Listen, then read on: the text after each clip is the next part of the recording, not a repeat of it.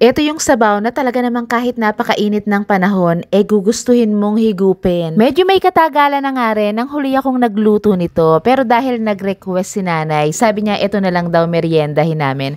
Actually hanggang hapunan na nga to. At dito sa bahay, mahilig yung mga bata sa itlog ng pugo. Kaya medyo marami itong ilalagay ko. Naglaga lang ako rito ng isang pitso ng manok, nilagyan ko ng salt, pepper, and onion. 15 to 20 minutes pwede na kasi igigisa pa naman to later. So papalamigin lang. Tapos sa gulay naman, cabbage at carrot lang naman yung ginagamit ko na gulay dito. Bali ang hiwa na ginawa ko manipis lalo dito sa carrot para mas mabilis magluto. Sa pagigisa, naglalagay ako ng konting margarine bukod sa oil para mas masarap. Alam mo yun, yung mas malinamnam talaga. So dito magigisa ka nga lang ng bawang. Marami yung bawang, tapos sibuyas. Grabe ang bango. Naaamoy niya na ba? So kapag ganyan na, pwede na, ilalagay ko na itong hinimay na pitso ng manok.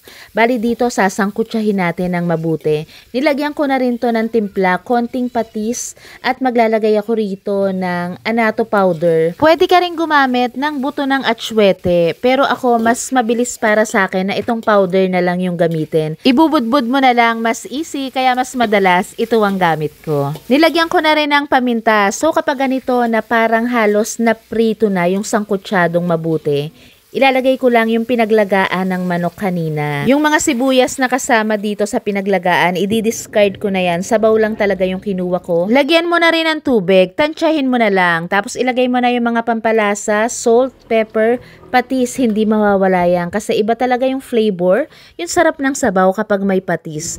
Tapos takpan mo lang, antayin mo munang kumulo. Sa noodles naman, kung meron kang mahahanap na brand yung Sapporo, mas masarap gamitin yun parang hindi siya nalalabsak. Kasi ang tatay ko, naaalala ko noong araw, yun ang brand na ginagamit.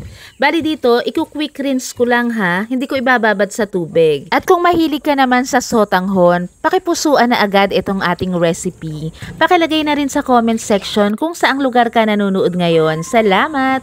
So eto, kumukulo na yung ating tubig, kaya ilalagay ko na yung mga sotanghon. Itong carrot, sobrang nipis lang rin ang ginawa kong pagkakahiwa. Kaya mabilis lang tong maluluto. Sabay-sabay na tong maluluto. Ilalagay ko na rin itong mga nilagang itlog ng pugo.